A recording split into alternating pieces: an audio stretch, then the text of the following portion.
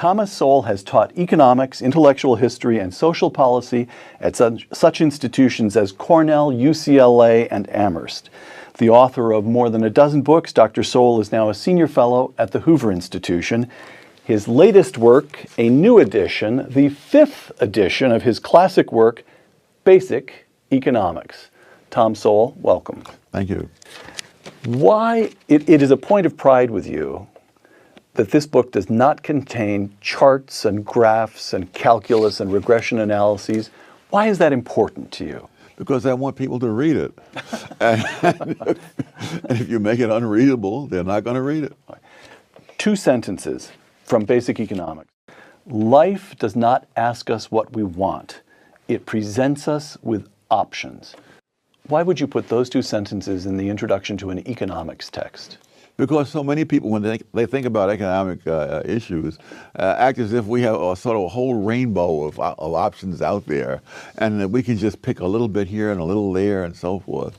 And no, the options that we have are usually much more limited, and we have to realize that whatever we do will be within those constraints. So economics, as construed by Dr. Sowell, is choices in conditions of scarcity. Yes. It's essentially a tragic discipline. You always want more than you have or more than you can get. Yes. You're happy. I was expecting a little pushback here, but you're happy to call it the dismal science. No. The science isn't dismal. Life may be dismal, but the fact is that we have to operate within the constraints that we have. And if we think we have a much wider range, we're going to make some very foolish mistakes. Thomas Sowell, economist. Point A. In 1948, as a young man who had dropped out of high school, you tried out for the Brooklyn Dodgers. Oh my, you're bringing it. We have. I want you to know, Tom, nothing you have done since elicits greater admiration on my part. You tried out for the Brooklyn Dodgers. Point B. In 1958, you graduated from Harvard. How did you get from A to B? I flunked the tryout with the Dodgers. I mean, I came in there and I looked at this short right field wall. I said, "Oh boy!" And there was an old building behind the wall with, abandoned. I said, "Well, I'll hit a few through those windows." And then I learned that the Dodgers gave you a fielding test first, and only those who passed the fielding test got the bat.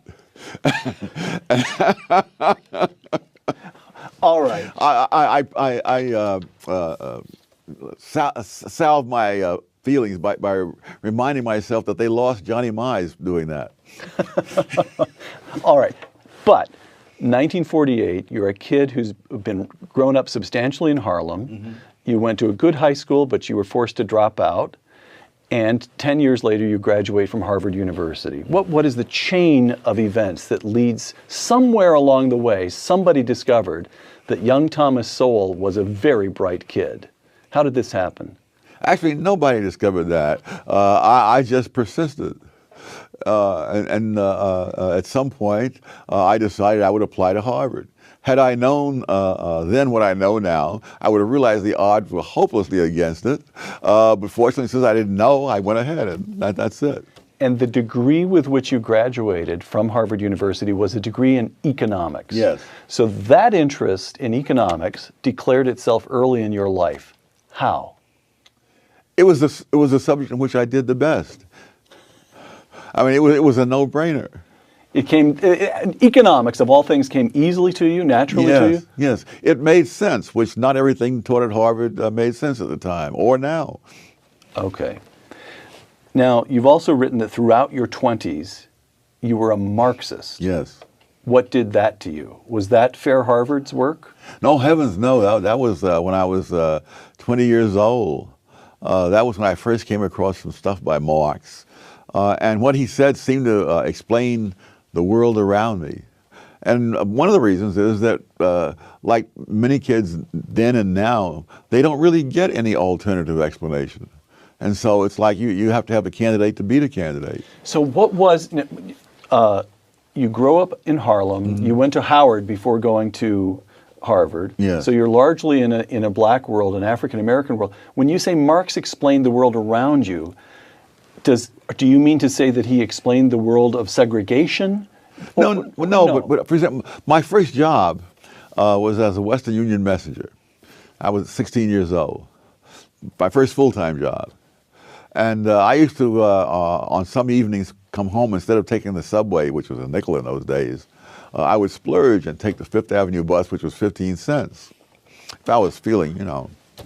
You've gotten a good tip. Yeah, yeah. And we'd start out from 23rd Street and go all the way up Fifth Avenue, past all the glittering places, and we would turn left at 57th Street and go out past more glittering places, including Carnegie Hall. Right. And then we'd turn up around Columbus Circle, up Broadway, and then out to Riverside Drive, all the fancy stuff there.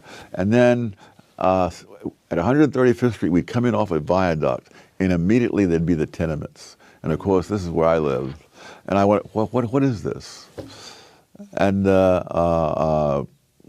Marx seemed to explain that. Got it. So what converted you? You graduate from Harvard a Marxist. Mm-hmm. You remain a Marxist throughout your 20s. And you've written that you had a summer job in Washington in 1969. 1960. 1960, I beg your pardon. In 1960, that helped to, or that, well, that just changed your views on economics. Well, explain that. I was still a Marxist after taking Milton Friedman's course. But I went but one summer in the government was enough to let me say, no, this government is really not the answer. I mean, that is... Milton Friedman didn't cure you, but the federal government did. The federal government did. So never say the federal government doesn't do anything. So what was it about the job? Well, my job was to study minimum wage setting in Puerto Rico. And of course, I discovered that as they kept raising the minimum... Department of Labor, or yes. You're collecting statistics for something? Okay, yeah, all right, got it. For a report. Right. And I noticed that as they kept raising the minimum wage, the employment kept going down. And of course, economics was saying that was why, but there were two theories. The